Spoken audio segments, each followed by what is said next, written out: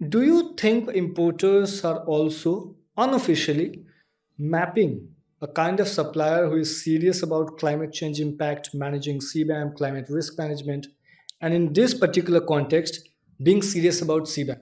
Because now, of course, we enter the definitive regime, the mandatory reporting, but this has been in operation for 1.5 years during the transitional phase one. So, are they looking that, taking that perspective before deciding the supplier?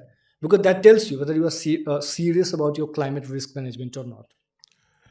No, so see, absolutely, it is a mandatory thing for any buyer or importer to get that data Hmm. and get that data accurately from supplier.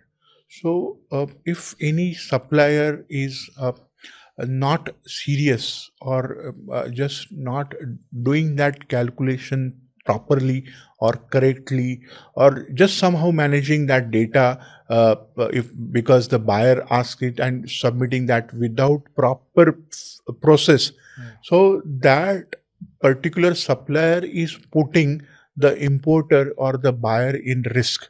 Okay, because the penalties which will be implication of the incorrect data or manipulated data or not thoroughly worked data is going to cost the money to this buyer in Europe. Okay, and what will happen is that this buyer in Europe either will replace this supplier or penalize this supplier.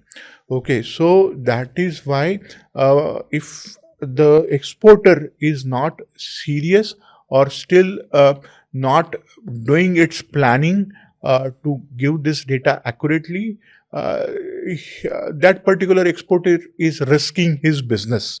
Hmm. Okay, his business with that particular